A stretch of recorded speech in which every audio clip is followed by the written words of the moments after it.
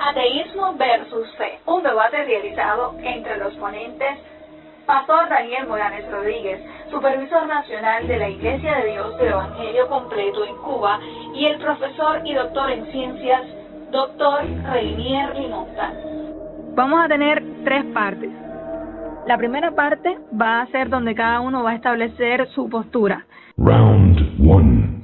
Entonces ellos van a tener 10 minutos como tiempo máximo para dar respuesta a esto.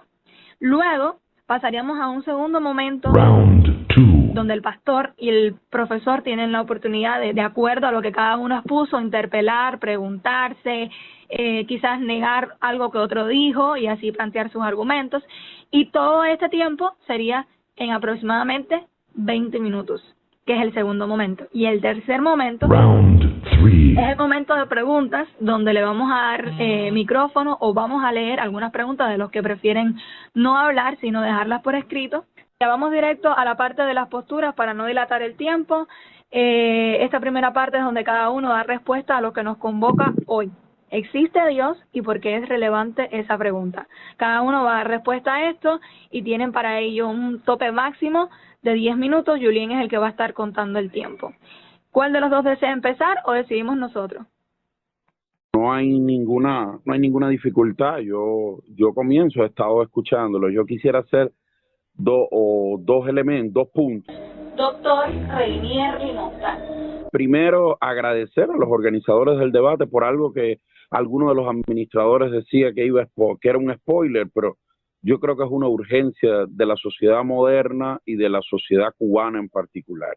Aprender a debatir sobre bases respetuosas, sobre bases que nos lleven a la concordia y a la civilidad, porque al final la condición humana nos permite hacernos o buscar respuestas. Entonces, eso, a partir de ahí, agradeciéndole al pastor la deferencia y agradeciéndole también a los organizadores que hayan escogido de entre tantos profesores universitarios que pudieran participar en este debate, a mí, que quizás no vengo de las ciencias naturales, sino que estoy más inclinado a la economía, la filosofía, ese tipo de ciencias y el derecho, pues es de agradecer. En el tema que nos ocupa, yo a riesgo de que se me aplique la sentencia del filósofo Mario Bunge, que decía así más o menos a priori, yo no voy a ser estrictamente académico, por tanto voy a parafrasear muchas cosas que en el lenguaje científico requerirían mayor precisión, así que pido excusa durante todo el debate por ello. Sin que se me aplique la sentencia de Bunge, que decía que un músico en realidad es un ateo con arrepentimiento o con deseos de ser aceptado, yo le decía a Arletti en una de las comunicaciones que estrictamente yo no soy ateo, porque el ateísmo es una posición confesional y es una posición que toma una postura científica a partir de evidencia. Yo prefiero, y por eso la frase que le había sugerido de mi parte para el debate era dudando de todo, aquella frase que presidía los edictos y la filosofía romana. Yo soy un agnóstico, yo creo que es una pregunta pertinente, una pregunta válida. También creo desde mi agnosticismo débil, si lo fuéramos a caracterizar filosóficamente, que a riesgo de que me aplicaran la sentencia y la caracterización del filósofo Mario Bunge, que Mario Bunge siempre sostuvo que un agnóstico débil, como en mi caso, en realidad es un ateo buscando aprobación o un ateo arrepentido, con ese humor ácido que tenía Mario Bunge. Porque yo creo que la cuestión de si existe Dios, que es un elemento, una cuestión válida, una cuestión importante para la condición humana, y como humanista todo lo que es válido para la condición humana, todo lo que inquieta y desarrolla la condición humana y la actitud crítica ante los fenómenos lo es. Por tanto, la pregunta de el elemento, y estoy hablando desde el punto de vista de la connotación filosófica, lógicamente, cuando usted se pregunta si Dios existe y si ello es relevante, es una pregunta válida. En ello no coincido, por ejemplo, con otros científicos que dicen que al no creer en una filosofía creacionista, pues la cuestión de preguntarse si existe, no consideran válida la pregunta. Yo creo que la pregunta es válida desde el punto de vista humanista. Entonces decía que yo era un agnóstico débil porque yo no creo que tengamos el discernimiento para comprender la pregunta, o sea, para poder responder, disculpen, la pregunta, y además tengo que remitirme, como todo agnóstico, a las pruebas, a los hechos, a la evidencia científica. Y la ciencia en eso lo que provee es de un método que puede no gustar, que puede no estar cercano, pero que son métodos que te acercan a la realidad. Y yo aquí me adhiero al reductio ad absurdum, el famoso metodológico que David Hume en el Tratado de la Naturaleza Humana, que fue el primero en criticar, y no estoy hablando de criticar, es lo difícil de la filosofía y el lenguaje común. Cuando yo hablo de criticar, no estoy hablando de el acto de crítica o el verbo criticar, sino de plantearse desde varios postulados una cuestión y tratar de responderla con implicación entre el ser, el pensar, la materia, en fin. Y David Hume es el primero que dice que como método, el mundo sabemos que es imperfecto. Si el mundo responde a un creador, ergo hay dos soluciones posibles en este silogismo aristotélico. O el creador es imperfecto, cosa que es un absurdo, por eso se llama reductio ad absurdum, porque si usted es creacionista y Dios lo creó todo, pues Dios en su infinita perfección domina y conduce los procesos del mundo tal y como lo conocemos o tal y como se nos muestra, con lo cual queda una única solución que para Hume es claro que no existiría, y para mí, como agnóstico, creo que debemos dudar hasta que las evidencias nos sugieran lo contrario. Para hablar de la relevancia, yo había hablado de otras cosas en la intervención que finalmente no fue. Para hablar de la relevancia de esta pregunta en la sociedad moderna, yo creo que hay que anclarlo, y aquí me sale lo de científico social pero jurista, hay que anclarlo en el laicismo. Yo le explicaba a Arleti que yo creo mucho en el laicismo. Uno de los coadministradores cuando decía que iba a spoilear algo o que se iba a hacer un spoiler, pues decía que había que dialogar con respeto, dialogar con civilidad y dialogar con concordia. Yo creo que desde el punto de vista de la sociedad, el laicismo permite que las instituciones políticas, educacionales, dialoguen con la libertad religiosa. Aclaro para decir que mi posición personal, que fue reflejada en el texto constitucional cuando tenía una redacción incorrecta, la libertad religiosa, es que si bien soy agnóstico, yo sería capaz de ofrendar mi vida, que es lo más precioso que tengo, por el derecho a creer, a no creer o a dudar. O sea, eso forma la base de lo que el laicismo propugna. O sea, la no supremacía desde el punto de vista del Estado, de la estructura del Estado y la sociedad, de una religión sobre otra, sino la posibilidad de un diálogo que, bueno, desde el punto de vista teológico se le llama, y el pastor Daniel, que conoce más de eso evidentemente que yo, pues hablará del ecumenismo desde la posición teológica, pero desde el punto de vista de la ciencia civil,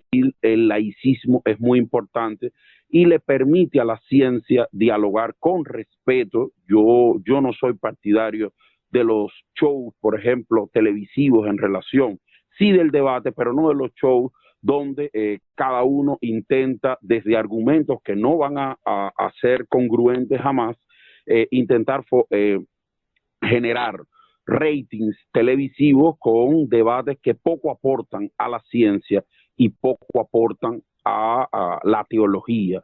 Y yo no descalifico tampoco, ni mucho menos, la teología, no solo por mi vocación de dudar de todo. Por eso decía que la frase que me tocaba a mí, que tenía que proponer en el debate, era dudando de todo.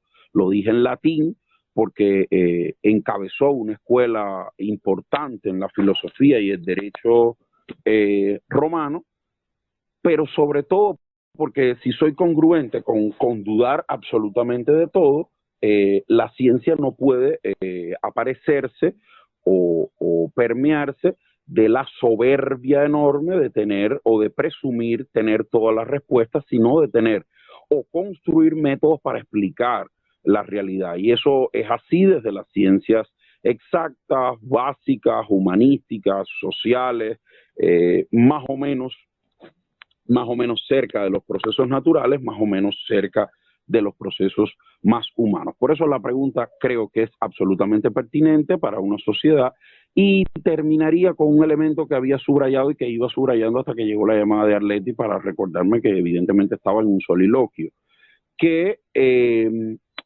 si Dios encarna para mí como agnóstico la noción del bien común, la noción relevante de una guía moral para la humanidad, entonces yo tendría que estar de acuerdo con incluso alguien que combatió tanto la religión como Maximilien Robespierre, cuando decía que no podemos ser tan soberbios los que, buscando la razón, obviemos el hecho de que solo nosotros podemos tener el raciocinio para entender la razón suprema. Y bien sé que hay muchos argumentos desde la escuela analítica para hablar de lo que ocurrió y el culto al ser supremo y las fiestas que fueron transformadas y lo que se ha quedado como oropel en la Revolución Francesa, pero a mí, que soy un gran admirador de Robespierre, pues se me ha quedado la idea de que de la noción de la soberbia, la ciencia tiene que ser, ya que la ciencia no es democrática, porque no lo es, no puede ser soberbia. Y fíjese, ahí pudiéramos empatar con algún postulado teológico, al negar la soberbia, predicar la humildad y buscar respuestas. Yo soy de los que no niego que tengamos algún día evidencia científica.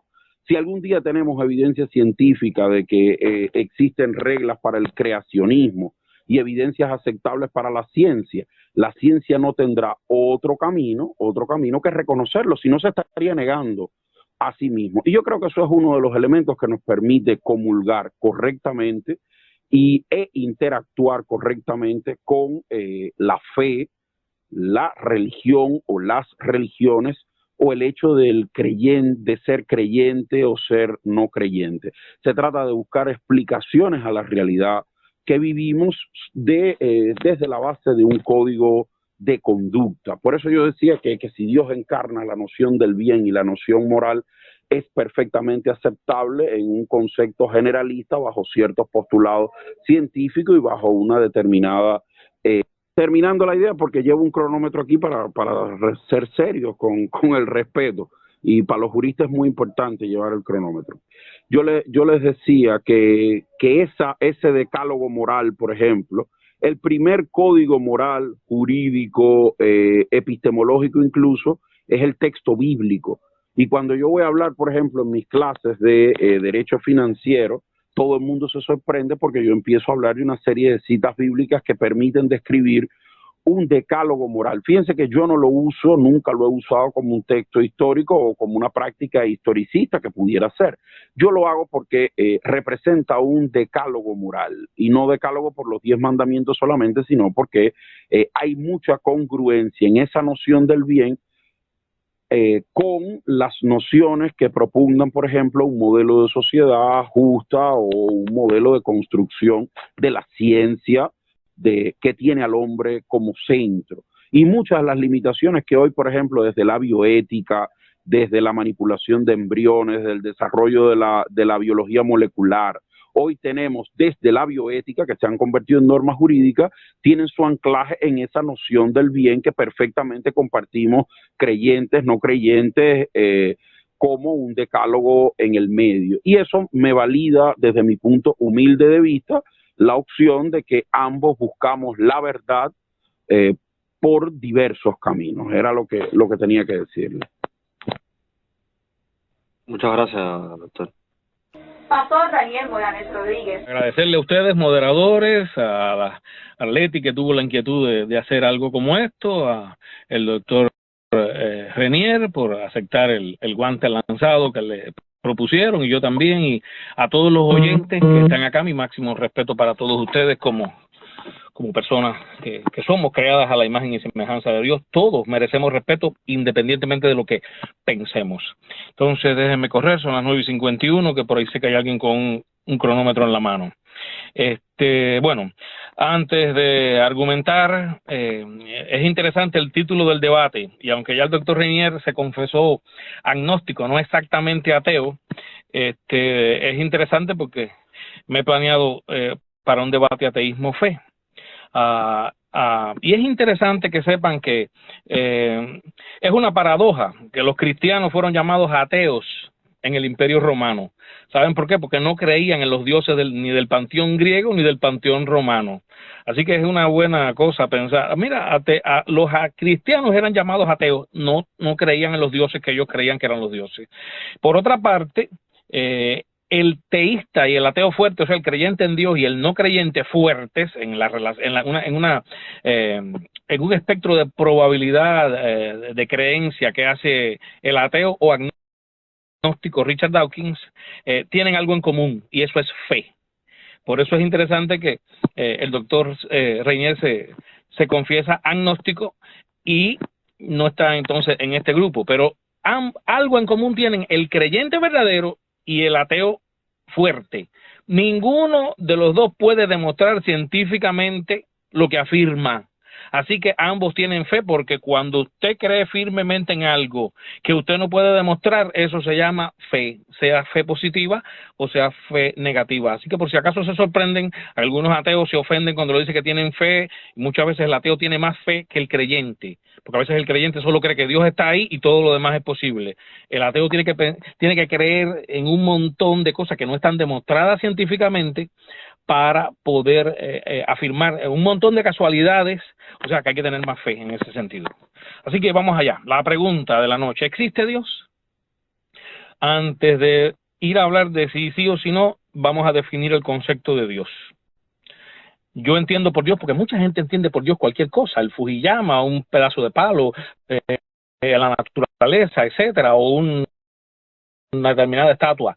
Yo entiendo por Dios el ser supremo, atemporal, que trasciende al universo mismo, todopoderoso, diseñador, creador, sustentador, con mega atributos colosales, el gran ingeniero del universo. Solo a alguien así yo me refiero como Dios. Entonces, la pregunta de la noche: ¿existe Dios? A esa pregunta solo hay tres respuestas posibles, y es sí, no y no sé. Yo digo sí, un ateo diría no, el doctor Reinier dice no sé. Y eso define las tres cosmovisiones: teísta, ateo y agnóstico. Y de aquí es que se deriva el espectro de probabilidades teístas que le decía de Richard Dawkins, que en un momento se dice ateo, en otro se dice agnóstico. Es interesantísimo, tengo materiales que lo prueban diciendo esto. Y bueno, de ahí se amplía hasta 7 puntos. El que cree firmemente en ambos extremos. En el centro, el agnóstico, y hay hacia los dos lados algunas personas: bueno, no estoy seguro totalmente, pero prefiero creer que Dios existe. Bueno, no estoy muy seguro, pero prefiero vivir mi vida como si Dios no existiera. Esos son probabilidades dentro de ese espectro que llega hasta 7 puntos, y que bueno, si después les interesa lo pueden ver. Así que, ¿qué afirma el teísta fuerte? Él afirma: yo no creo, yo sé que Dios está ahí. Eso es una afirmación absoluta positiva. Dios existe. Y él la debe basar en un 50% en la interpretación desprejuiciada y desideologizada de los hechos fríos que aporta la ciencia hasta hoy. El otro 50% es fe. Ahora hay un problema con la declaración del ateo, que las afirmaciones absolutas negativas tienen una limitación grande, porque cuando tú haces una afirmación absoluta negativa de que algo no existe, tú tienes que demostrarlo, tienes que ir a buscar en el universo entero, y puede que mientras busques en el universo, el objeto de tu búsqueda está en otro lugar, y eso es un punto serio a considerar. Por ejemplo, hay una analogía del cisne negro. En Europa toda la vida se estuvo diciendo que los cisnes negros no existían, todos los cisnes que habían visto hasta ese día eran blancos. Por tanto, cuando tú decías algo difícil, te decían: tú estás buscando un cisne negro. ¿Saben lo que resultó? Que en el primer viaje de los ingleses a Australia, cuando regresaron, vinieron con cisnes negros. Aquello conmocionó a Europa. En 1697 fue que se enteraron que había cisnes negros. Y entonces a veces la gente: no está, ¿dónde está? ¿Dónde está? Y que no esté no significa que no pueda estar en algún determinado momento. Por otro lado, entonces está la incertidumbre del agnóstico, que dice, no sé, la evidencia no lo inclina ni a favor ni en contra. Para él hay un empate al 50%. Y aun cuando el agnosticismo parece la posición más lógica, porque si ninguno puede demostrar, ni el ateo ni el cristiano, con evidencia científica que Dios existe, entonces pareciera que la más lógica es la agnóstica. No sé, pero es que el problema es que el agnosticismo te deja parqueado ahí en ese lugar, no va más adelante, y a veces el no sé al final se determina como un no, como veremos más adelante en lo que una decisión que se toma bajo incertidumbre acerca de saber si Dios existe o no. Antes de decir que creo en Dios, es pertinente exponer que tenemos limitaciones para afirmar algo así, o llamarlo científico. Las limitaciones dependen del método científico, que exige falsabilidad, o sea, poder experimentar, repetición del experimento y presencia humana, y por tanto no se puede decir que es científico. Por ejemplo, la científica teoría de la evolución, no puedes ponerle científica adelante, es una teoría, no cumple con el método científico, y no se le puede decir científica. Además de el principio de incertidumbre de Heisenberg, que también habla, conmocionó a la física clásica y llevó a la física cuántica, la incertidumbre, la inseguridad que tenemos para determinadas cosas. Así que ya lo saben. ¿Por qué creo en Dios? Miren, un poquito de biografía mía. Desde niño leía muchísimo, nací en un hogar cristiano, crecí en un ambiente contrario a lo que se creía en mi casa. Yo me recuerdo en la secundaria básica, me hacían una campaña para cuestionar los cimientos de mi fe a los estudiantes creyentes. Así que ya desde mi temprana adolescencia yo tuve que hacerme preguntas existenciales. ¿Quién soy? ¿De dónde vengo? ¿A dónde voy? Para creer por mí mismo y no por la creencia de mis padres. Quiero que sepan eso. Eso es en lo que crecí, pero un día mi papá me dio un libro llamado Preguntas a la Evolución. Me lo bebí, me dio argumentos para el debate, ahí empezó mi pensamiento crítico, aprendí en aquella época a buscar argumentos por mí mismo en libros, periódicos, revistas, pero sobre todo aprendí a investigar toda la evidencia, tanto lo que se escribe a favor como lo que se escribe en contra. Yo leo todo, ahora me estoy terminando de leer un libro de Richard Dawkins, o sea, leo a todos, porque esa es la manera buena de llegar a la verdad. Leer lo que tú defiendes, pero leer lo que dicen en contra de eso. Y eso es muy importante. Ahora imagínense, la avalancha de información que hay es abrumadora, hay que seleccionarla. Pero de entre toda esa cosa, he seleccionado al menos 5 evidencias fundamentales por las que yo creo en Dios. El 50% es mi fe. El otro 50% es a lo que me ha llevado el estudio y sobre todo de estas evidencias. Número 1, es imprescindible una causa primera para la existencia del universo, espacio-tiempo. Es imprescindible. Segundo, la segunda ley de la termodinámica, con su variable principal, la entropía, y aquí hablo un poco como ingeniero, contradice que el universo pueda organizarse sin que alguien ejerza control sobre el sistema. La entropía tiende a infinito en sistemas que se dejan sin ejercer trabajo sobre ellos, al desorden. Tercero, el principio antrópico. Han notado científicos que hay un ajuste fino en las principales constantes físicas conocidas del universo para que podamos estar aquí, para que fuese posible la vida humana. Una variación mínima en cada una de ellas, mínima, y ya no estaríamos aquí. Así que eso hace indispensable un ingeniero controlador del proceso. Cuarto, el código de información contenido en la maravillosa molécula de ADN exige un autor inteligente al inicio de la cadena. Si la quieren después les puedo dar los principios por los que se rige la información. El ADN lo ha confesado muchísima gente inteligente, dura, que es información, es un código de información. No puede haber información inteligente si al inicio no hay una inteligencia. Y termino. La extraordinaria complejidad intracelular, el entrelazamiento de interacción requerido para el funcionamiento de la célula, más la irreductibilidad de algunas de sus maquinarias biológicas básicas, claman por un bioquímico diseñador para su existencia. Esos 5 principios, estoy convencido de que ponen serias objeciones a que no haya alguien controlando desde arriba todo eso. Y ya casi terminando, ¿es relevante la otra pregunta que hacían? ¿Existe Dios? ¿Es relevante en este tiempo? ¿Es relevante saber si Dios existe? Bueno, la respuesta a eso tiene que ver con las implicaciones eternas de posicionarse afirmativa o negativamente al respecto. Usted es libre, Dios le dio libre albedrío, yo creo en el libre albedrío, la gente son libres para hacer lo que quieran. Pero voy a apelar a un científico, a Blas Pascal, científico creyente que dio un argumento pragmático, o sea, práctico, no tanto ya con ciencia, sino en la práctica. Bueno, después léanse la biografía de Blas Pascal para que vean qué clase de genio era. Para ver por qué Pascal decía que era saludable apostar por la existencia de Dios. A ese argumento se le denomina la apuesta de Pascal y está dirigido a aquellos que no creen o dudan de la existencia de Dios. Y plantea lo siguiente: aunque el ser humano no tenga un modo seguro de saber si Dios existe o no, lo racional es apostar, o sea, posicionarse que sí existe.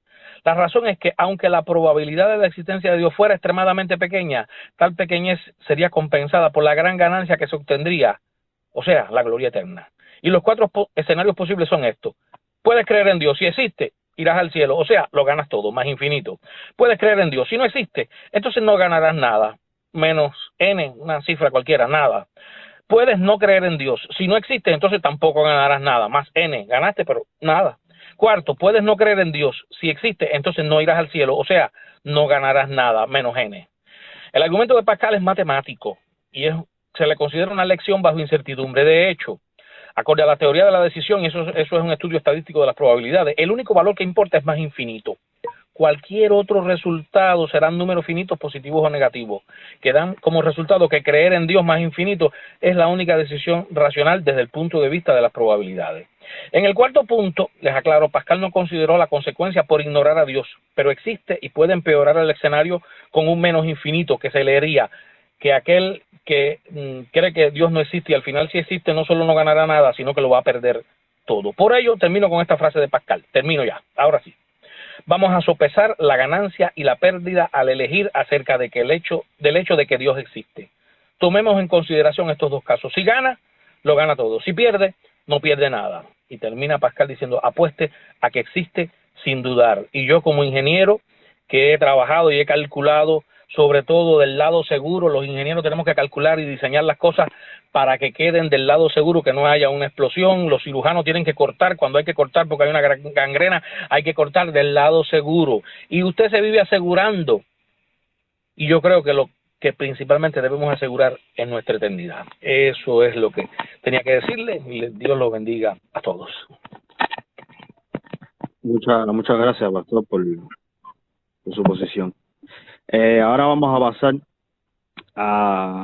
a un debate cara a cara entre ambos, para que se refuten sus argumentos y se lancen preguntas entre ustedes.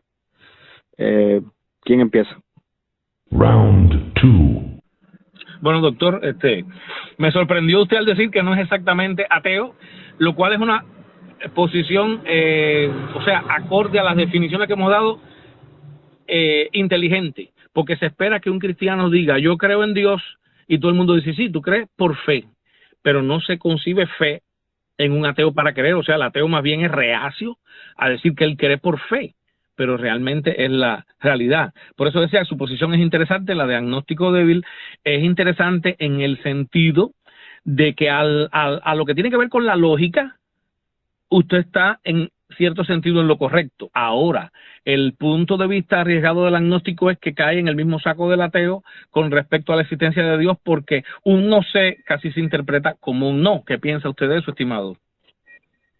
Bueno, les agradezco y evidentemente, bueno, igual les digo que me hagan feedback por la situación energética que tenemos, que veo que se van apagando sistemáticamente desde mi balcón otros, se escuchan. Otros circuitos.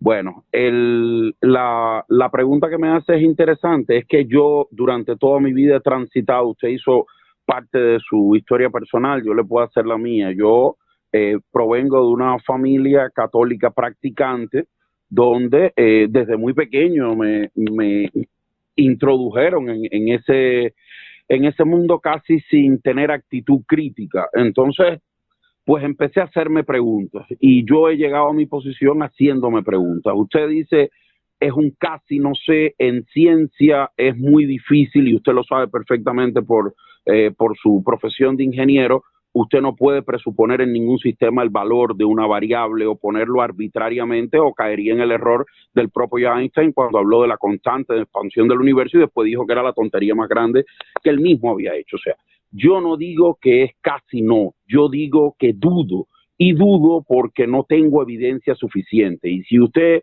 revisa, y de hecho lo hace la teología con frecuencia y lo hace la ciencia también, dudar es el acto de no disponer de evidencia suficiente, ya sea por múltiples factores. Y eso es lo que ha definido mi posición a la que he llegado personalmente. Y leo muchísimo y me gusta, también he visto los debates, tengo mis criterios personales de workings y las cosas que se hacen. Después podemos, si quieres, reflexionar del tema. A mí me parece que no es de lo que más contribuye hoy, más allá de un show interesante, importante, pero la esencia es que hay dudas que tengo. Usted habló de la segunda ley de la termodinámica y de la entropía. Yo entonces me pregunto, y las violaciones del segundo principio de la termodinámica.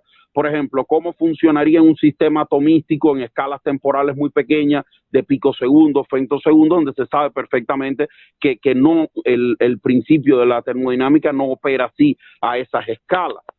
Usted me podría decir lo que Einstein le solía decir a Niels Bohr: Dios no juega al azar con dados, pero la realidad es que los principios del mundo cuántico ciertamente parecen, y no solo la incertidumbre de Heisenberg, sino el propio dilema de Schrödinger, parecen que sí jugaba los dados y que no hay evidencia para afirmar ese elemento.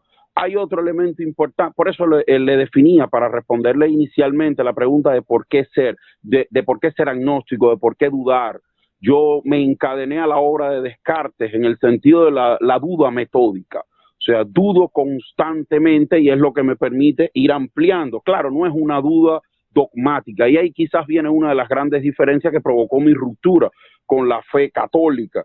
Yo no puedo creer en algo sencillamente porque sea un dogma de fe o penda sobre mi cabeza un anatema, si yo no dispongo de evidencia. Y la evidencia tiene que ser contrastable y reproducible. O sea, yo no puedo afirmar que evidentemente un átomo tiene ciertas relaciones o la fuerza de Van der Waals actúa sobre determinadas moléculas si un científico bajo las mismas condiciones en un laboratorio ajeno reproduce esas condiciones y ciertamente valida eso. Ya sé que la incertidumbre de Heisenberg permite modificar el objeto a partir de la posición del mismo investigador. Eso es digamos que es moneda común en los científicos, que todo parecía más o menos claro hasta que Heisenberg echó las tinieblas sobre eso. Y evidentemente la ciencia, al intentar explicarse la realidad, tiene que hacerse preguntas complejas y no puede llegar, esa es mi opinión muy personal,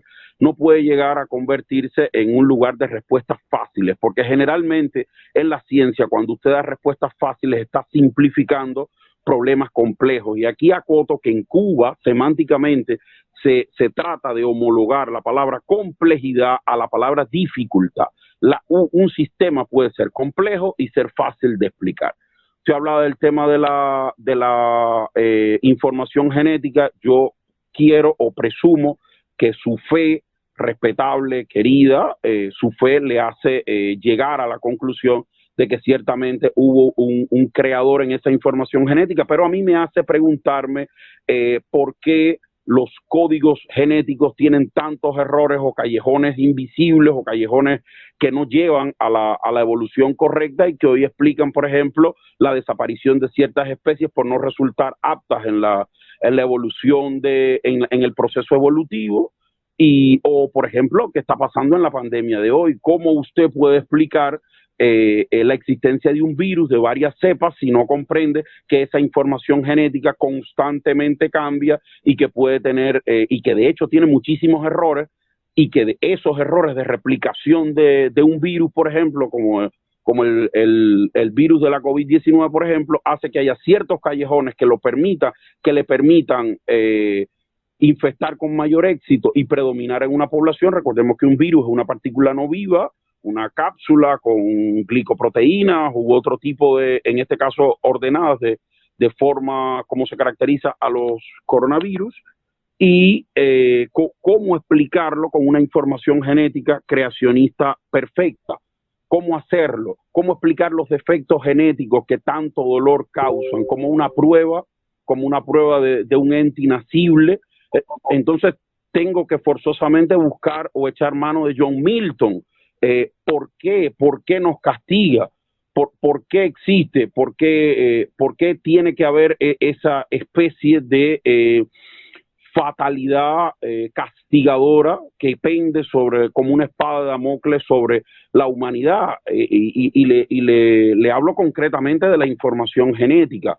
Y hay serias teorías, gente inteligente, como usted dice, pero que también ha dicho lo contrario. O sea, ha sostenido que los mecanismos de evolución explican eso. Por supuesto, usted me diría, y esto ya lo dijo como jurista, usted me diría que evidentemente cómo comenzó la ciencia no tiene la respuesta. Y la respuesta del Big Bang, bueno, hay quien especula, evidentemente, porque no tiene prueba concluyente de que ciertamente, usted lo ha reconocido desde su posición desde el inicio, que no nos queda otra que especular que algún creador original inició el primer Big Bang, si es que fue así o si es que el universo comenzó a expandirse así. Otros dicen que no, que se trata de leyes de la materia que todavía no tenemos evidencia científica para comprender. Otros dicen que en la curvatura del espacio-tiempo hay un origen creacionista y que solo la perfección de cómo la gravedad puede curvar el espacio temporal responde a la inmensa sapiencia del ingeniero en jefe, o sea, de Dios. Pero otros dicen que eso no puede explicar por qué la gravedad tiene tan poca presencia en el mundo cuántico y todavía no se ha podido hacer la famosa ecuación del todo, y por tanto no sabemos cuál es el efecto de la gravedad en el mundo cuántico, o cómo se interrelaciona con el principio de Heisenberg, o cómo se interrelaciona con la velocidad subatómica de las unidades subatómicas, o con el bosón de Higgs, o con los neutrinos que no se conocían, en fin. O sea, en mi punto de vista tengo que seguir dudando, no puedo afirmar. Por eso yo decía que no soy ateo, porque el ateo también parte de esa fe. Y como jurista sé que la mayor evolución institucional de este país es precisamente dejar de ser un Estado confesional, porque era un Estado que se decía ateo desde el texto constitucional, a pasar a un Estado laico, donde podemos coexistir perfectamente los que dudamos, los que creen que no y los que creen que sí. Le agradezco por la pregunta. Ya, pero formule usted una pregunta hacia él si desea, o bueno, el pastor va a replicarle entonces lo que usted dijo. Sí, cómo no. Sí, doctor, y ya entendiendo su posición agnóstica, es evidente. O sea, llegamos a un acuerdo y es ese. Nadie tiene la última palabra en cosmología, en astrofísica, incluso en las preguntas clave: el origen del universo, el origen de la vida y el origen del hombre. Pero cuando haces una evaluación seria de cada una de esas cosas y las implicaciones que tiene, hay lagunas en todos. Pero hay ciertos lugares, y yo escogí estos 5, porque, por ejemplo, la evolución tiene serios cuestionamientos, la tiene. Y de hecho, me gusta leer revistas imparciales. De hecho, ayer logré bajar una acerca del ajuste fino, que no era cristiana, no era atea, era imparcial. Ese es el tipo de cosa que yo busco afanosamente, cuando son imparciales. Me recuerdo de un libro, por cierto, se llama Antes de volar a Marte. Era de una periodista rusa, Violeta Gorodnitskaya, y eso fue cuando empezó la perestroika, la glasnost, que se imprimieron varios libros de eso. Y aunque el tema del libro era Antes de volar a Marte, el primer capítulo, esa joven hacía una excelente descripción, igual, imparcial. Me gustó mucho por eso, imparcial, de lo que ella considera que es este universo, o sea, del origen de la vida, pero del origen del universo, del origen de la vida y del origen del hombre. Pero a mí me encantaba la manera amena en que ella hablaba. La vida, el más increíble de los milagros, de alguna manera surgió. Hablaban del coacervado de Oparin, pero al final eso era una historia china, eso fue un fraude, porque no eran moléculas vivas las que él dice que hicieron el proceso de división mecánica. Pero yo me acuerdo cómo nos mandaban a Oparin en la idea, y todavía se sigue enseñando. Esa línea evolutiva, el monito más viradito, más enderezadito, hasta que se enderezó, hasta que llegó al final al hombre actual, eso está desbaratado hoy. Hoy lo que después de 150 años de estar revisando el registro fósil, la paleontología se queda, porque acuérdense que Darwin dijo, lo que yo he dicho, el registro fósil lo va a corroborar. Llevamos 150 años encontrando especies y más especies y más especies, pero los fósiles de transición que él profetizó no están ahí. Entonces, nos damos cuenta de que hay muchas lagunas, hay muchos enigmas, y por supuesto, esto puede alimentar tu posición de decir, dudo. Se puede dudar de todo sin mayor problema, pero si hay cosas en la vida, aquí está el punto, y te pongo un ejemplo. Dios dice en Romanos 1, su eterno poder y deidad, las cosas invisibles de él, Romanos 1:24 creo que es, porque las cosas invisibles de él, su eterno poder y deidad se hacen claramente visibles desde la creación del mundo, siendo entendida por medio de las cosas hechas, de modo que no tienen excusa. Esa es una frase que quiero que tú entiendas. Ya esto es un problema personal entre cada criatura y el creador. Ese es el asunto. El creador dice, si es que está ahí está el punto.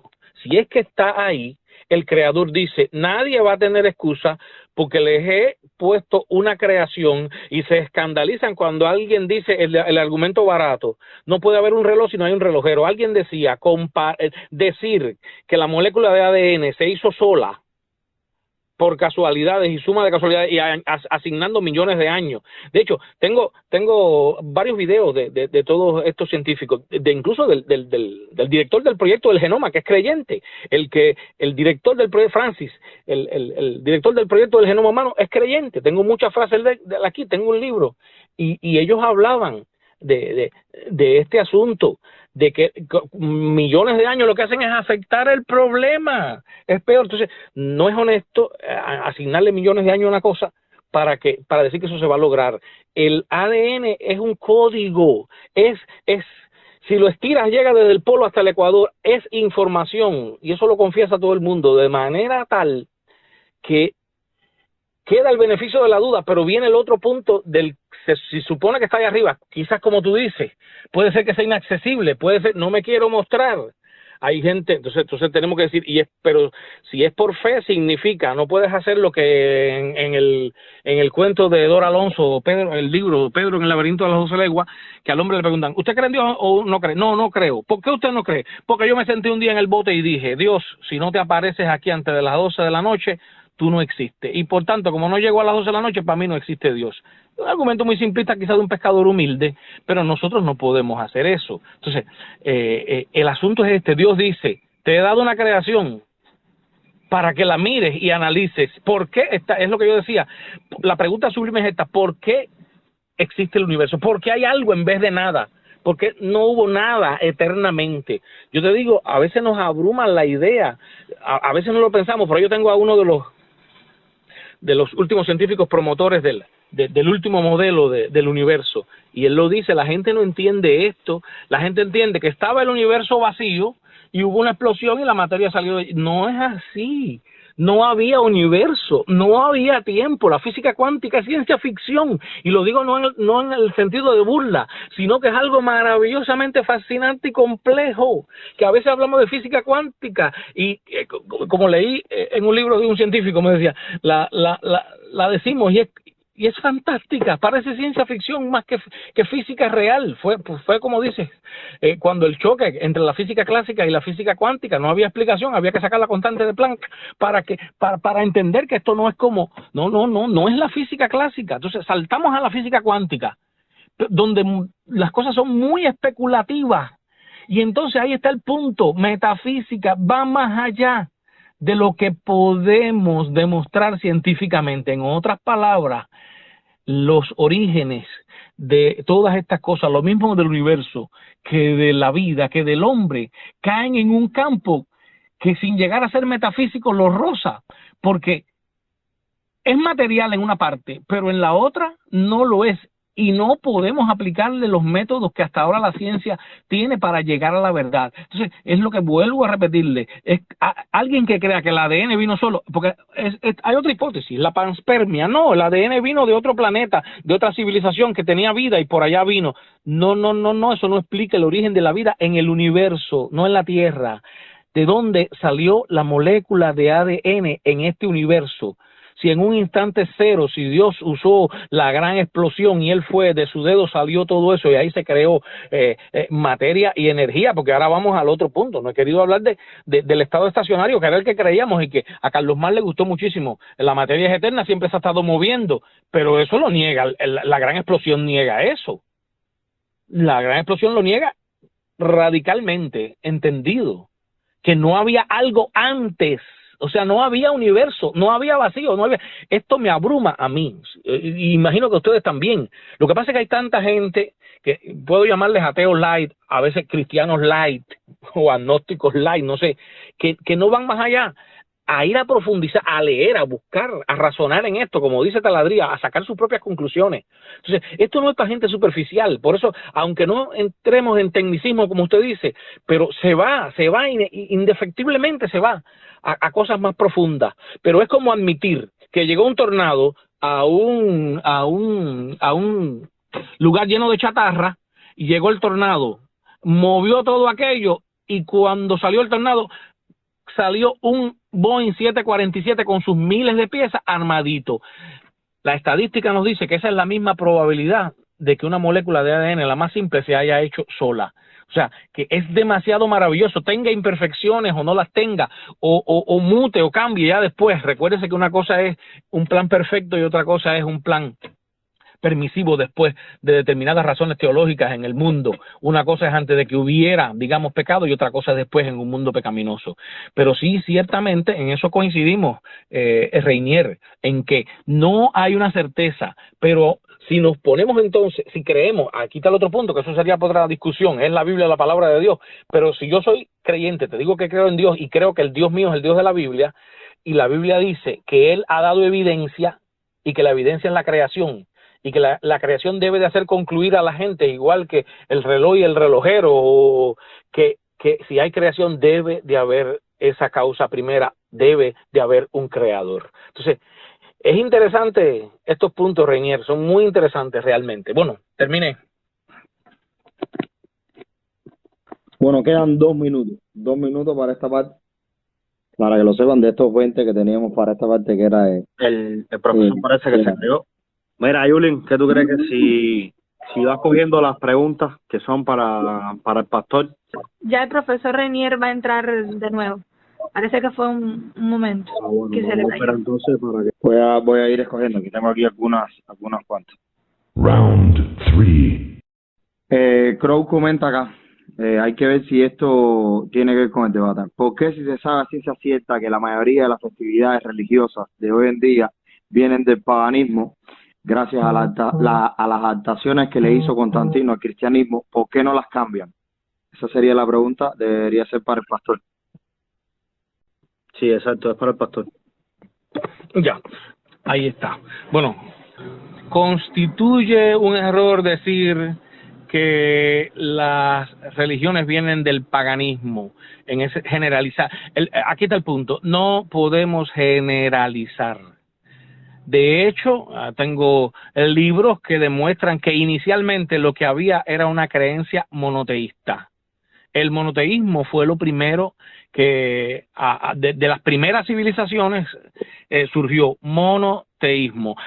Bueno, que en Roma el paganismo existía, y que lo que hizo Constantino en su momento fue hacer una mezcla entre las cosas paganas y ahora el nuevo cristianismo, eso es real, eso no lo estoy negando, pero acuérdese, no generalice, yo no soy católico y no quiero por eso entrar en ese debate, pero sí se lo estoy aclarando. No soy católico y admito que hubo paganismos incluso en días, en festividades dentro de la Iglesia Católica, asimiladas por la Iglesia Católica en el paganismo, pero sí le aclaro, no todas las religiones provienen de paganismo, hay evidencia monoteísta de hecho, lo que hubo fue después degeneración del monoteísmo primitivo a el paganismo. Ya.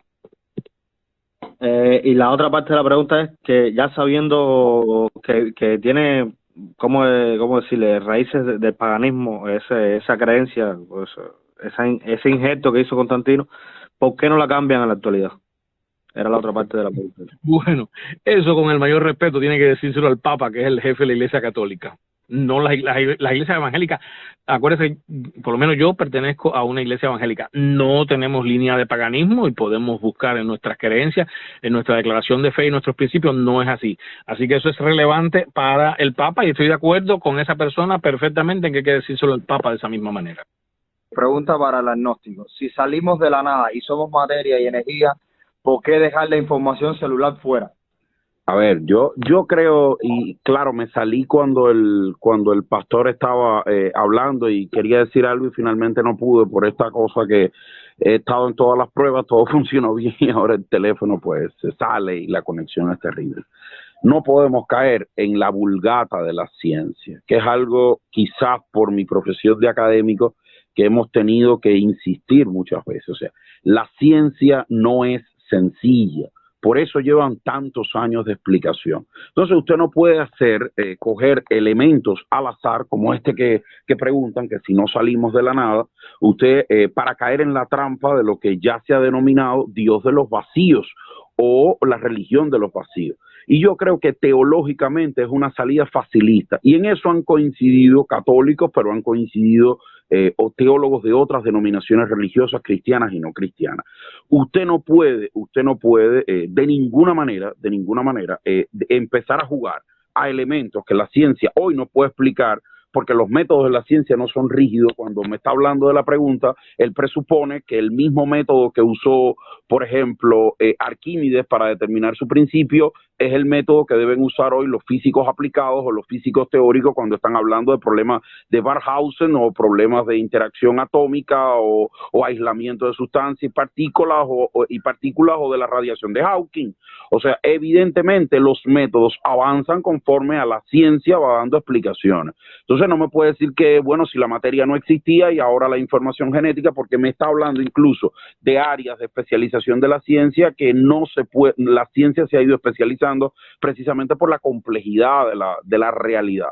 Entonces no creo que podemos caer, esa trampa es fácil, ese bueno, si usted no puede explicar el origen de la materia y de la información, pues entonces ahí estuvo, eso es muy elemental. Y yo creo que incluso la teología más seria, pesada, que se hace las preguntas más densas, como el mismo pastor lo ha revelado en este debate, pues no utiliza eso. Yo no le puedo dar esa respuesta si fuéramos a hablar seriamente, pero metodológicamente les digo, desde el punto de vista del método científico, que la pregunta se está planteando de manera incorrecta, si somos una cosa o somos la otra. Mi opinión, o sea, si usted quita la materia y habla de la información genética, mi opinión, sí hay relaciones causales que pueden explicar hasta cierto punto y bajo ciertas condiciones determinados elementos, y es lo que se conoce como una verdad científica. ¿Qué es cambiante? Hombre, claro, nosotros antes pensábamos que la Tierra era plana, y de hecho hay muchos ahora que dicen que la Tierra es plana, pero hay mucha evidencia científica, incluidos los que están en la Estación Espacial Internacional,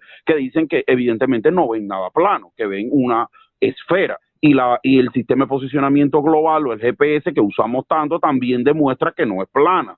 Ese tipo de elementos que la ciencia ha ido avanzando. Cuando Fleming cogió los penicillium, claro que no sabía que había que aislar 1000 veces la potencia del dichoso hongo para que tuviera una actividad antibiótica. Y hoy nosotros estamos hablando de la construcción de cefalosporina, de la clonación, del código genético, incluso para manipular el código genético para las predisposición a ciertas enfermedades o no. O sea, la ciencia ha ido, y eso es una verdad innegable, la ciencia ha ido explicando cada vez con mayor fuerza esos elementos. Por eso insisto que la pregunta tenemos que enfocarla, seamos desde la verdad, desde la fe, o desde la ciencia, enfocarla hacia objetivos plausibles, y no vamos a escogerlo, porque si usted coge también de las escrituras y hace un análisis atemporal de las escrituras, terminará usted lapidando personas o mutilando personas, porque evidentemente responden a un momento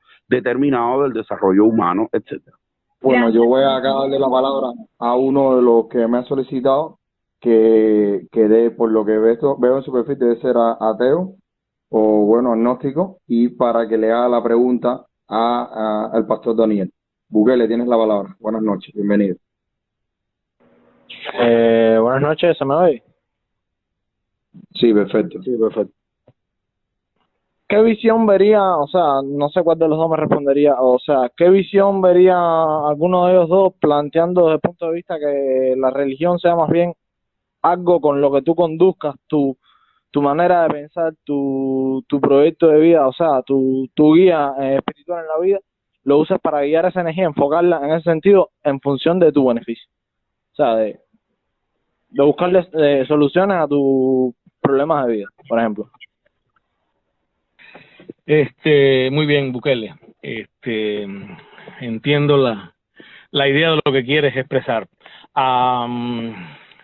El asunto aquí es y muchas veces tienes que hacer un análisis honesto, y si crees que no, que hay alguien allá arriba, mejor dicho, allá afuera, porque en la relatividad no puedo decir ni siquiera arriba, afuera, si hay alguien como yo lo caractericé, como Dios, y está allá afuera, ¿es trascendente o no es trascendente? O sea, esto iría a una serie. Hoy se habló de si existe Dios, después se debería de hablar, y si lo hay, ¿quién sería? Porque ahora todas las religiones dicen que su Dios es el verdadero. Entiendo, hay mucha gente que el caos de religiones, la cantidad de religiones, les crea confusión. Ese es el otro punto. O sea, sería interesante otro análisis y por qué los cristianos dicen que el de él es el verdadero y por qué los musulmanes dicen que el de él es... O sea, habría que hacer un análisis de ¿quién tendría la verdad en ese sentido? O algunos creen que todo el mundo tiene la verdad y que es la manifestación de Dios a todas las etnias o las razas, las culturas. Otros creen que no, que Dios es específico y es por este camino, por esto y esto y esto y esto. O sea, primero tendrías que determinar quién es Dios para ti, y en base a eso considerar, porque hay gente que dice lo mismo que tú dices: hágale bien al otro, haga esto, lo otro, y ya eso es Dios. Bueno, eso es una opinión de alguien. Otros dicen que no, que hay que detonarse bomba y acabar con la gente, y que eso es agradar a Dios y para ir para el paraíso. Otros tienen, o sea, hay muchas opiniones. Por eso te digo, habría que llegar entonces a quién es Dios específicamente, quién es el Dios que tú, a quien, entonces, si ese Dios está ahí, ¿qué es lo que ese Dios espera? O sea, te pongo un ejemplo práctico en la vida. Aquí yo conozco mucha gente que viene y me dice: no, yo sí, y yo creo en la Biblia a mi manera. Y yo le digo: no, pero no es a tu manera, es a la manera de Dios. Por eso es que decía, la implicación que tiene que haya alguien allá afuera es que ya sería para un segundo debate. Pero si existe alguien, ¿es relevante para este tiempo? Sí, porque deberíamos de vivir, si existe alguien allá afuera y es el creador, porque si no, no hay otra manera. Entiendan que aquí no hay disyuntiva, aquí no hay punto 3 en la cosmovisión. O es creación o es evolución. O esto se hizo solo o lo hizo alguien. No hay una tercera variante. Quiero aclarárselo en estas cosmovisiones. No hay una tercera variante. O esto se hizo solo o lo hizo alguien. Si esto se hizo solo, comamos y bebamos, que mañana moriremos, que a todos nos va a pasar lo mismo y se acabó, y es el criterio de Epicuro. Pero si hay alguien ahí arriba, haríamos bien en revisar nuestra relación con él, porque si él tiene reglas, deberíamos de vivir a la luz de sus reglas. Ese es el asunto de la cuestión. O sea, no es, bueno, quiero llevarme bien y vivir una buena vida, o ya cumplir ciertas cosas y amar al prójimo, perfecto. Pero deberíamos de interesarnos en las reglas que ha puesto ese Dios para relacionarnos con él en la línea de sus reglas, a su manera, no a la nuestra. A ver, entiéndame, las reglas del juego, si hay un creador, las puso él, no las he puesto yo. La gente, tú no puedes jugar ajedrez inventando reglas que te den la gana. El caballo camina en él y no puedes hacerlo caminar de otra manera. Entonces, ¿por qué es relevante saber si hay un Dios o no lo hay? Porque si está ahí arriba y puso reglas, deberíamos de someternos a sus reglas, a su manera. El otro debate es saber quién es ese Dios. Si ya lo sabes, entonces vivir a la luz de sus reglas, y para eso hay que hacer otro análisis. Ya, esa es la idea. Profe, vamos a darle la palabra ahora a David Bueno. Vamos a ver si puede entrar acá a hablar. Jesús me había pedido la palabra hace rato. Sí, David también la estaba pidiendo y me había escrito en privado y le había dicho para que hiciera una pregunta. Vamos a hacer entonces que hable David primero y ya después Jesús hable. Entonces vamos a los dos de arriba. Buenas noches a todos. Quiero felicitar a los que programaron este debate. Ha sido muy bueno. Incluso creo que ustedes son precursores de la cultura del debate en Cuba, que hasta ahora no ha habido espacio para tocar temas tan importantes como este. Así que muchas felicidades a ustedes, incluso a los dos panelistas. Yo quiero hacerle una pregunta al profesor Limonta, porque en mi caso soy pastor, pero también soy médico y me he especializado en el área de las neurociencias y de la genética. Por lo tanto, uno de los ejemplos donde él usó fue sobre el código del ADN y también sobre la ley de la entropía. Mi primera pregunta es con respecto al área de la entropía. Ahí existe la segunda ley de la termodinámica, donde, de manera parafraseada, como decía el pastor Daniel, todo va de un orden dado hacia un desorden, porque va aumentando el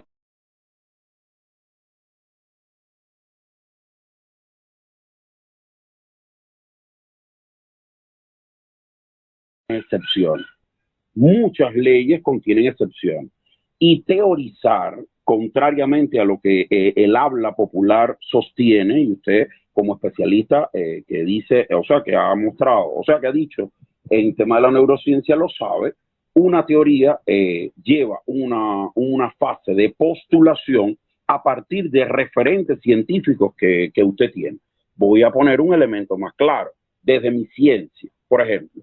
Cuando yo diseñé el modelo teórico que aplicó la teoría olsoniana de los incentivos selectivos a la fiscalidad participativa, que fue mi tema de tesis doctoral, yo no pude buscar evidencia empírica en ese momento, sino que lo cimenté en investigaciones de las ciencias formales que le permiten a usted generar ciertos patrones, para que se entiendan los no versados, ciertos patrones, pero que no salen del aire. Una cosa es postular y otra cosa es tener una epifanía. Y usted que evidentemente trabaja el área de la teología, es pastor y tiene su fe, entiende la diferencia entre una epifanía y una teoría, evidentemente.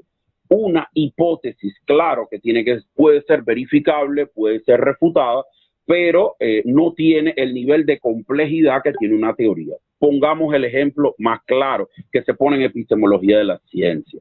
Cuando Stephen Hawking, y lástima que hemos versado casi todo el debate en teorías físicas que requieren un nivel de abstracción, pero eso usted puede pasarlo en las ciencias sociales perfectamente. Cuando Stephen Hawking postuló la radiación de Hawking, a nadie se le ocurrió pensar en el campo de la ciencia que Stephen Hawking había tenido una epifanía que le había dicho que de los agujeros negros a determinada velocidad y bajo ciertas condiciones se emitía una radiación, sino que Hawking había estudiado las modelizaciones de los agujeros negros y concluyó a partir de ciertos elementos comprobables en modelos matemáticos que esa radiación podía tener un valor determinado.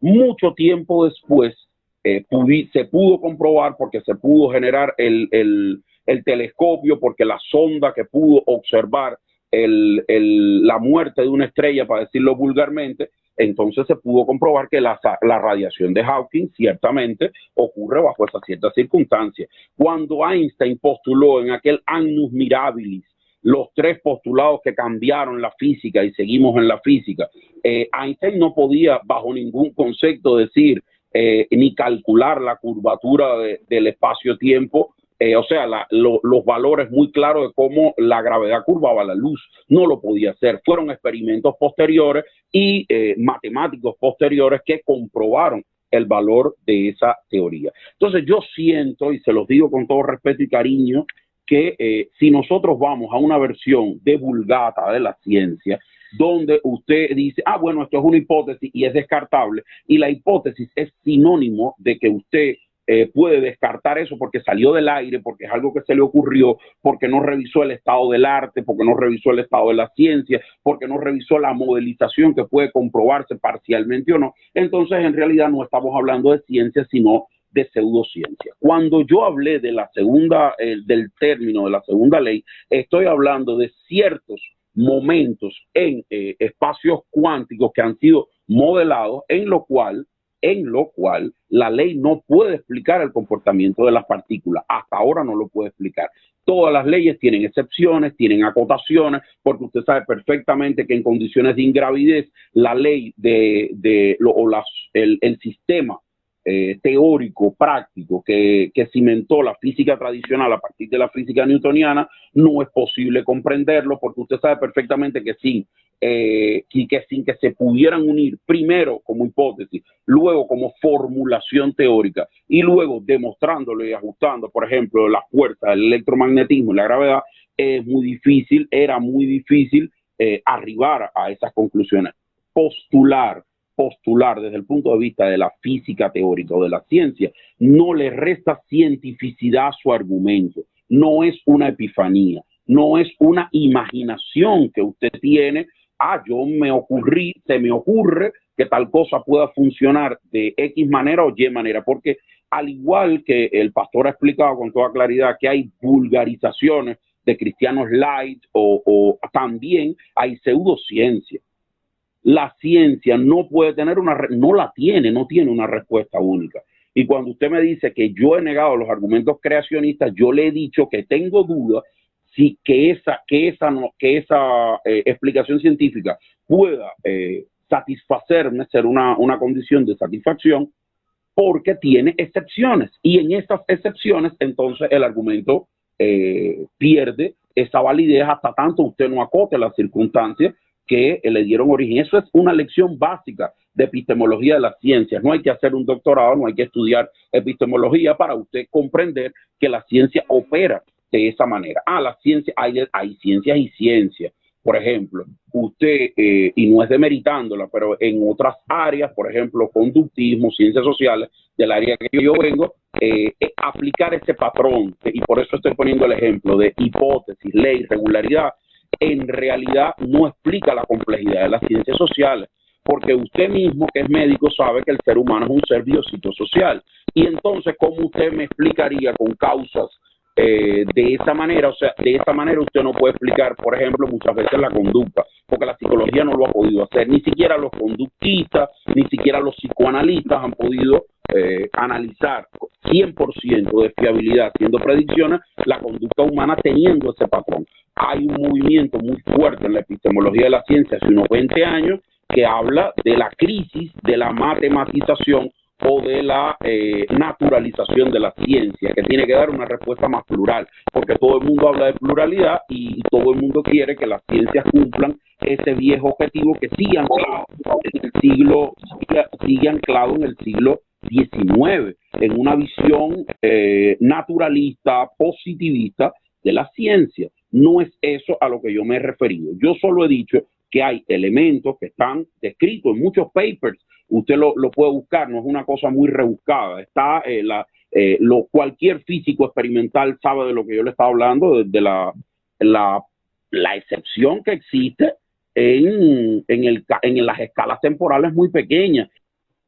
Parece que se calentó el teléfono y se apagó. Alex, pásame el enlace para enviárselo al profesor. Pues Alex, le tocaba al pastor ahora responder una, y después, bueno, Jesús, que era el que estaba... Ya ahí entró el profesor, está solicitando la palabra. Discúlpeme al profesor, que era el que estaba hablando, disculpa ahí, fue un error técnico que... Si no fue intencional. Fuera de mis manos. No se preocupen. A ver, mira, para hacer esto un poco más dinámico, tratar de hacer preguntas que no pasen de los 5 minutos, es decir, entre pregunta y respuesta no pasen de los 5 minutos para que, bueno, haya más participación del público. Tratar de no pasar Exacto. Y luego dejar bibliografía, dejar algo para, bueno, más adelante indagar un poco más al respecto y dejar tela por donde cortar en otros aspectos.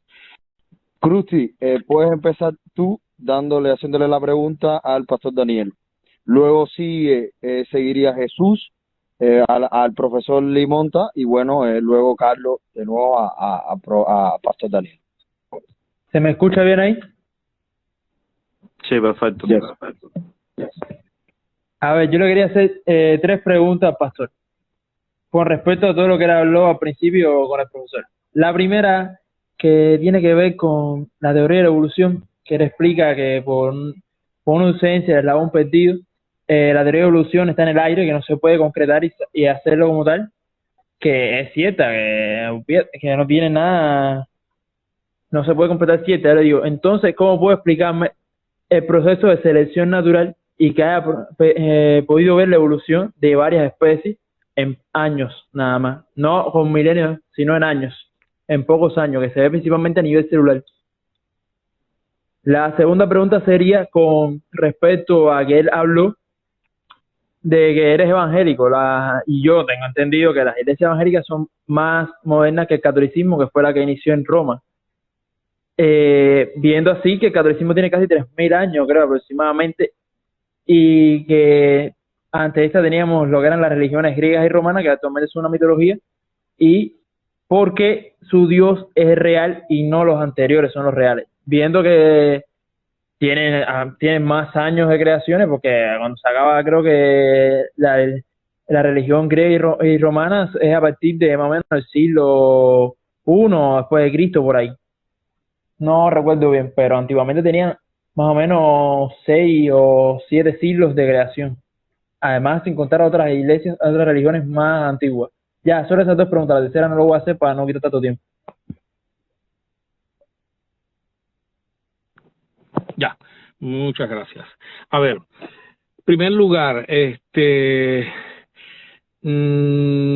ver qué literatura tú oyes o ves o qué videos ves, porque realmente, o sea, después, como decían, podemos dejar ahí para intercambiar links, enlaces a videos serios, con protagonistas serios, personas, ya te digo, director del proyecto del genoma humano, gente reconocida que te van a dar elementos y argumentos al respecto. O sea, aun cuando hay ciertos creyentes que consideran que sí, que la evolución es un método que usó Dios, y con eso entran a admitir la evolución y que solo Dios dio el chispazo inicial.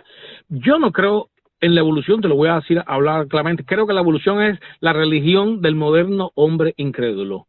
Por eso te digo, ¿qué fuente estás consultando? ¿Estás mirando los dos lugares? Mira, el haber yo crecido así, con hostilidad, que tuve que buscarme mis respuestas, me ayudó muchísimo a mirar todos los lugares. No veo donde tú digas que se han producido especies nuevas y en pocos años. No vayas a mirar como introducirle un cromosoma a un conejo y que sea luminiscente. Eso no es una nueva especie. Sigue siendo un conejo con un cromosoma inserto, pero sigue siendo un conejo. Es lo que quiero que entiendas. Esto que puso Taladri hace un tiempo en la televisión. Siguen siendo, no hay especies nuevas. No se ha demostrado, incluso cuando el caso sonado del Archaeopteryx no es el eslabón perdido entre las aves y los dinosaurios. No lo es. O sea, no tengo espacio para decírtelo, pero quiero que entiendas, no hay. Darwin solo demostró la variación dentro de las especies, no el origen de especies de una a otra. Eso no está demostrado hoy, ahora, no lo está. No lo está. La segunda, que hay que ir breve. La pregunta, mira, acuérdate que en esto respetamos a todos, pero a ver. Bueno, el catolicismo empezó en el año 300 de nuestra era con el triunfo de Constantino. Ahí empieza el catolicismo a formarse, vamos a estar. Pero la fe cristiana proviene de la Biblia es Antiguo y Nuevo Testamento, o sea que proviene del Dios de los hebreos, el Dios de los judíos, el Dios de Israel, y eso viene desde el inicio mismo de la humanidad. Así que no estoy diciéndote que estoy alardeando que soy mejor que nadie. De hecho, se supone que el Dios en el que creen los católicos debería ser el mismo Dios en que creen los evangélicos, porque provenimos de la misma Biblia. Ya María es otra cosa, etcétera, etcétera. Pero lo que quiero que entiendas es que cuando hablamos del Dios monoteísta, es el Dios en el que creen los judíos y en el que creo yo y en el que cree la Iglesia Católica, ese Dios es el mismo. No te confundas, porque una cosa es creer que es el mismo Dios porque proviene de la misma fuente, a que hayan cambios en la manera de adorarle o se cometan errores, que eso ya es otra cosa. Pero vamos en línea con el Dios de Israel, el que describe la Biblia. Y no te digo a los musulmanes, porque los musulmanes empezaron en el año 600 años después de Cristo. ¿Ya me entendiste? Y tomaron muchas cosas de la Biblia. Pero el Dios de nosotros es el Dios de Israel. Ya, muchas gracias. Listo. Siguiente acá, Jesús, tu turno. Sí, quisiera agradecer ahí a todo el equipo y los que han planificado todo, igual que los dos ponentes. Agradezco por la oportunidad de poder darme la palabra ahora. Primero o sea, tiene mucho que ver con lo que dijo Krusty, lo que en vez de hacérsela a un pastor, se la voy a hacer a un agnóstico, ¿no? Pero antes de eso solamente quisiera decir que valoraran, antes de terminar el debate, hablar sobre, si pudieran, hablar sobre la persona de Jesucristo, de ambas posiciones. Si hay evidencia de que no resucitó o si hay evidencia de que sí resucitó, así como la inmortalidad del alma que tiene que ver con eso y si la verdad es absoluta o relativa. Solamente voy a dejar eso ahí, porque creo que para hallar esa fe o el tema del agnosticismo es importante tocar la persona de Jesucristo y su resurrección, que a final de cuentas es lo que nos basamos los creyentes. Pero al profesor, al doctor, quisiera preguntarle específicamente. Él habló de las mutaciones. Él habló de las mutaciones de una manera negativa y mi pregunta es, cuando habla de las mutaciones o malformaciones congénitas de un neonato, ¿a quién atribuye el defecto? ¿A Dios? ¿Al hombre o a Dios? ¿Al hombre en sus adelantos científico-técnicos o radiaciones deliberadas, daño medioambiental, etcétera, o a la selección natural de las especies como un efecto natural? Porque el pastor hablaba de ese efecto, de esa selección natural de las especies, pero nadie está contento cuando hay un neonato. De hecho, el profesor lo citó de una manera negativa. Por eso mi pregunta es, cuando él habló que si Dios estaba y es perfecto, ¿cómo va a crear al ser humano con este tipo de situación en la que vivimos hoy y nadie se alegra por eso? Bueno, yo le pregunto entonces a usted, profesor, si pudiera, si está amable, ¿a quién atribuye entonces esas mutaciones o esas malformaciones? ¿A Dios, al hombre en sus adelantos científico técnicos o a la selección natural de las especies? Muchas gracias. Bueno, para hacerlo rápido y ser consecuente también como lo ha hecho el pastor. Como agnóstico, insisto, yo sé que es una posición bastante desconocida, aunque el pastor la explicó, la ubicó. Como agnóstico yo trato de buscar causalidades. Cuando hablé negativo, lo digo que me hace dudar de la existencia de eso. Pero muchas de esas mutaciones pues han permitido que las especies sean más aptas y un proceso de selección natural. Yo no se lo atribuyo particularmente a un efecto o a otro, porque tampoco me gusta ser generalista, no insisto, el punto de vista a lo mejor es obsesivo por la metodología científica, pero uno no puede afirmar o sea, sobre todas las mutaciones, porque no estamos hablando de todas. Yo hablé de las que tienen un contenido negativo, pero hay otras que finalmente dan viabilidad, que hacen a una población más resistente, qué sé yo, hay casos muy, muy famosos. Por ejemplo, los Bajau, por ejemplo, que al estar son una tribu determinada, o los Kwazan, por ejemplo, que son grupos humanos determinados que bajo ciertas circunstancias le han permitido, en un caso, evolucionar con una fuerza física tremenda, con unas condiciones físicas tremendas. El caso de los Kwazan son famosos por cazar un cuadrúpedo corriendo y terminar el cuadrúpedo por desgaste energético casi liquidado. Podemos consultar la obra de la antropología cultural. Marvin Harris, por ejemplo, es un buen ejemplo del estudio de esas comunidades humanas, o los Bajau, por ejemplo, en Oceanía, que se ha comprobado que han modificado de alguna manera el sistema respiratorio para aguantar más tiempo, para decirlo vulgarmente, más tiempo en las inmersiones, generaciones y generaciones. O sea, eso yo no lo podría decir que es negativo, pero, por ejemplo, están tribus en la Polinesia que todos son daltonianos, o no daltónicos, dice la lengua, en fin, tienen no tienen la posibilidad de la policromía, o hay mutaciones como las mutaciones oncogénicas, que son profundamente estudiada por la ciencia. En la universidad hay varias investigaciones sobre la identificación de un gen, de la mutación de ese gen, para predisponer al linfoma Hodgkin, que que son atendibles y que nos hacen pensar determinadas causalidades. ¿Que son concluyentes? No, yo tengo que ser honesto, no son concluyentes. La ciencia no ha pronunciado una última palabra y ya les dije que por el método que escoge, pues tampoco lo puede hacer. Y hay otras que quizás pueden sugerir la existencia de un ser supremo, de un ser creacionista, en determinadas circunstancias. Fíjense, la primera intervención mía fue que si finalmente las evidencias concluyen con eso, a la ciencia no le quedará más remedio, porque de lo contrario estamos hablando de dogma y no de ciencia. Por eso la posición agnóstica. Queda solamente Carlos. Carlos, lanza tu pregunta para acá.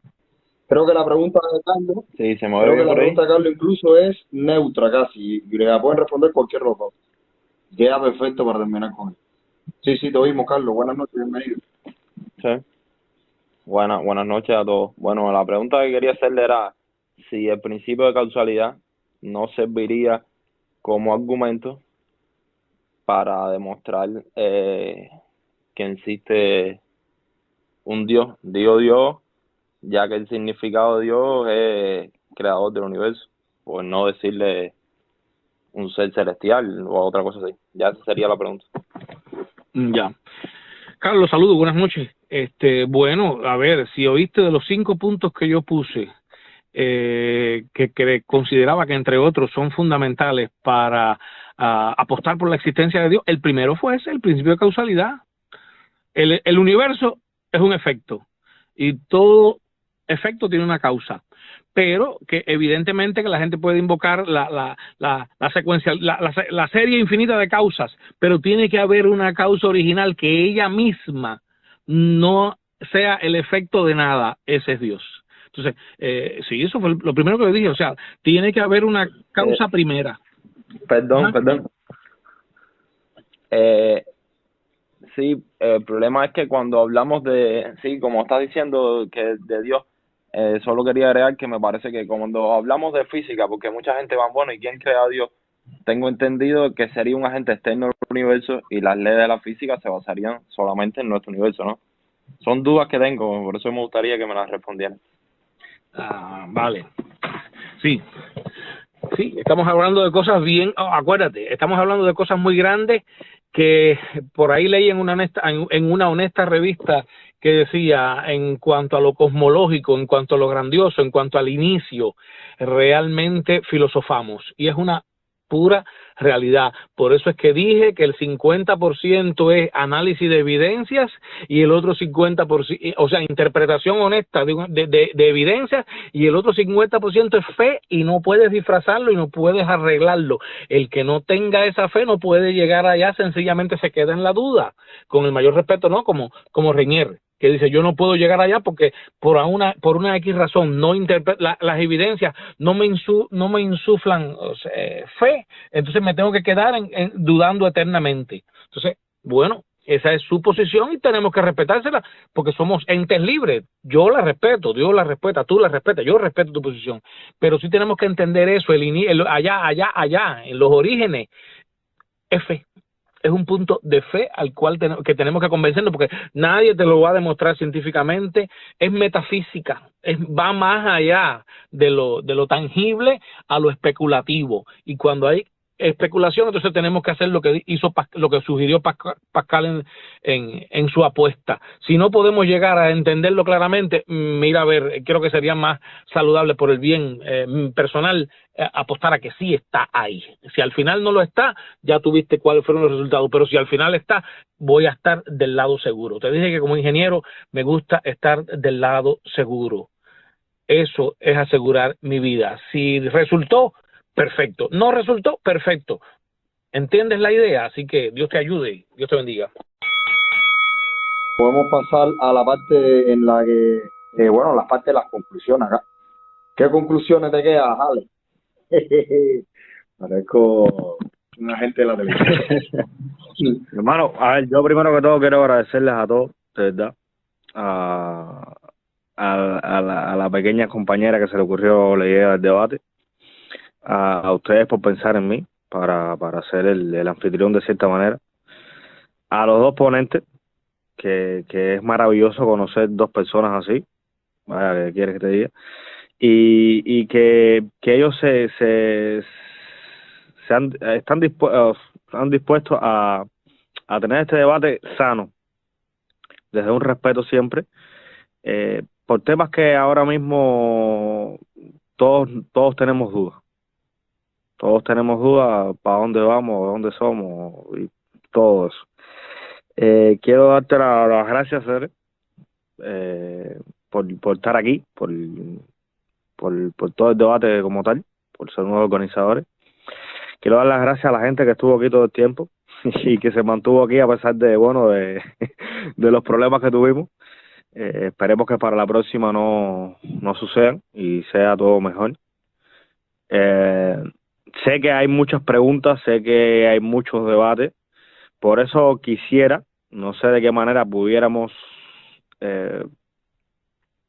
ponernos de acuerdo, a decirlo así, para un futuro debate, cuál sería el tema que más quisieran que se tocara, ¿me entiendes?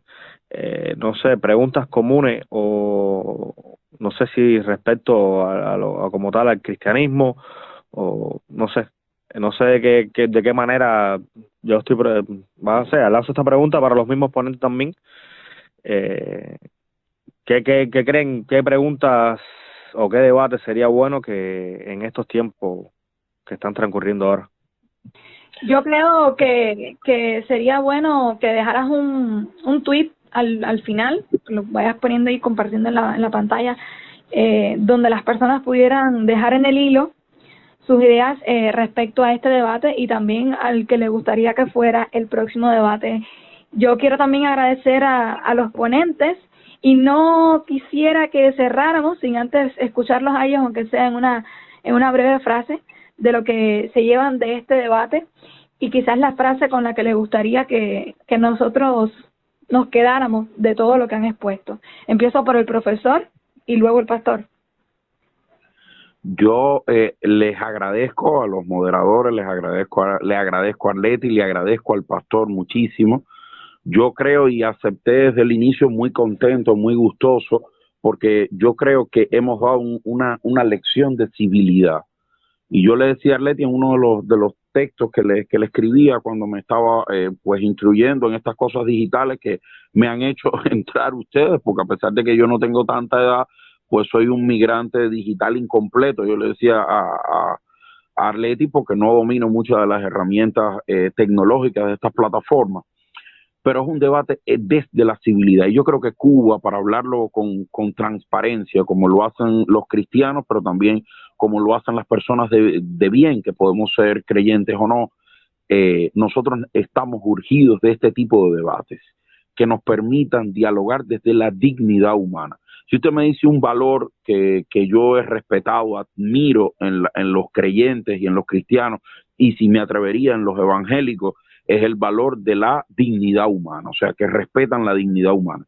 Y discutir sobre la base de argumentos, cualesquiera que sean, pero con la dignidad, da una lección al país y sobre todo muy contento desde que se haga desde las nuevas generaciones, que hay muchos escépticos que las nuevas generaciones pudieran o no hacerlo. Yo le sugeriría un poco atrevidamente, porque no es mi área de experticia, sí la de Daniel el pastor y las de los que pues lo asisten y estudian la teología. Yo creo que es urgente también hablar de los fundamentalismos religiosos, porque eso era una realidad lejana hace mucho tiempo en Cuba, pero yo tengo la percepción y la preocupación como ciudadano, como jurista, que nosotros también debiéramos abordar ese tema. Y yo les dije, fíjense, el Estado comenzó con un error de base en la Constitución del 76 al ser un Estado confesional, y usted le decía a cualquiera que el Estado cubano era confesional del 76 al 92 y probablemente lo expulsaban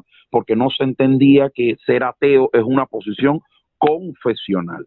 Ser laico desde el punto de vista estatal de las instituciones es lo más garantista para el desarrollo de la libertad religiosa. Y yo creo que desde ese punto de vista eso es algo que de las nuevas generaciones ustedes pudieran hablar, pudieran explicar. La teología tiene explicaciones hermosísimas que yo admiro y respeto muchísimo sobre los fundamentalismos, el amor, el papel del amor, el concebir a Dios como una guía moral desde el amor. Esas cosas a mí me han fascinado mucho y yo quizás les digo muy frescamente, porque no es mi área de experticia, pues se los recomendaría y termino agradeciéndoles extraordinariamente la posibilidad de compartir con ustedes, de interactuar y de sacar a la academia del anquilosamiento en que muchas veces nosotros somos responsables de haberla mantenido.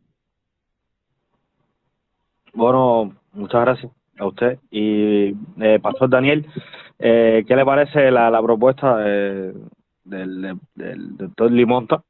Y si aceptarían ustedes dos incluso participar, ser los ponentes en ese debate. Bueno, yo no tengo ningún problema. Agradecerles a ustedes por haber sido los hospederos de este debate que varias veces desde mi púlpito lo he lanzado, así como se lo digo honestamente, así que me alegro, o sea, porque, a ver, Reinier no es mi contrincante, no es mi enemigo. Entendemos eso. O sea, cuando hablamos somos dos ponentes que exponemos dos diferentes puntos de vista, pero que yo difiera del de él no nos hace enemigos, que es donde empiezan las raíces de los fundamentalismos. Cuando yo considero que tú estás equivocado, tú no eres nada, te odio y tú eres mi enemigo.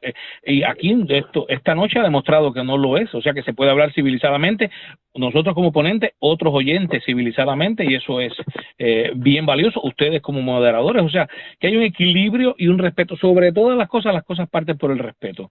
Así que si es ese, te iba a proponer que hicieras una encuesta y lo que la mayoría te dijera o considerara relevante, podías hacerlo. Reinier se ha atrevido a decirte una sugerencia de un tema, puedes también considerarlo. Hubo una respuesta que quedó en el aire, alguien que me habló de Jesús y esto y lo otro, y lo que le iba a decir es, wow, eso, se han escrito multitud de libros, eso sería otro debate. O sea que ha sido un primer debate y ojalá no sea el último, seamos nosotros los ponentes o sean otras personas, sería bien interesante. Si este debate, bueno, ya oyeron que Reinier dijo que su divisa era dudar de todo, oía al moderador decir que bueno, que sí es verdad que tenemos dudas acerca de quién somos, de dónde venimos, de esas preguntas existenciales. Así que si Reinier dice dudar de todo, y si en esta noche yo he logrado con lo que he dicho sembrar unas cuantas dudas a unos cuantos de ustedes, excelente, se ha cumplido la noche. Dios les bendiga. Bueno, por ahí Alex tiene a la mano la encuesta, la debe colocar en un minuto, la va a compartir en la pantalla. Ustedes se dirigen hacia ahí y dejan en el hilo cuáles serían sus criterios. Igualmente sobre la mesa la propuesta del profesor Reinier Limonta acerca de los fundamentalismos religiosos. Ese es un tema que de por sí en la sociedad cubana que estamos viviendo ahora mismo, con los cambios y con la era digital donde prácticamente todo el mundo puede opinar, ya creo que no hay que ir a la iglesia para tener púlpito, todo el mundo tiene un púlpito en las redes sociales, sería muy interesante y que tiene mucha tela por donde cortar y muchas posturas. No necesariamente tienen que ser ustedes dos, o incluso no tienen que estar solo los dos, podría haber también otra persona. Nosotros les pedimos que colaboren con nosotros dejándonos su opinión en el tweet, cuando lo compartan ahí. Igualmente doy gracias a David, que estuvo solicitando la palabra aunque no nos dio tiempo, a Jonathan, a Elizabeth, que estuvo solicitando la palabra pero no hubo tiempo para ofrecérsela. Tengo que dar gracias a dos profesores míos de la universidad que también están presentes, colegas de la profesión, el profesor Yasmani Herrera y la profesora Dainet Castañeda, que están ahí escuchándonos desde México. A todos los amigos, los hermanos, los que compartimos este pedacito de Twitter, gracias por estar con nosotros. Gracias a Julien, que fue desde Golden Bulls, el que auspició todo esto, el que hizo el contacto con Alex. Les recuerdo que se estuvo grabando todo, luego se va a editar por las pausas que hubo. Y bueno, en cuanto esté disponible compartiremos ya sea el enlace de YouTube o el enlace del canal de Telegram, donde la hayamos puesto en video y en audio. Bueno, nada, yo súper encantado aquí. Yo sí soy muy fanático a esto de lo que tiene que ver con la conciencia. Y la conciencia no es más que cuestionarse de todo, hacerse preguntas para romper barreras, creencias limitantes, elementos que impiden ver la verdad. Y bueno, yo súper encantado de haber resuelto algunas preguntas y haberme hecho más preguntas todavía. Aquí salí con más preguntas que respuestas, ¿no? Entonces, nada, darle las gracias a usted y sobre todo felicitarlos a todos por el respeto que hubo en el espacio, por la aceptación, por la empatía que se mostró acá y por más espacio como este. La verdad que yo súper encantado. Ya, muchas gracias y hasta el próximo Space. Le mantendremos informados por aquí también. Ateísmo versus fe, un debate realizado entre los ponentes Pastor Daniel Morales Rodríguez, Supervisor Nacional de la Iglesia de Dios del Evangelio Completo en Cuba, y el profesor y doctor en ciencias, Dr. Reinier Limonta.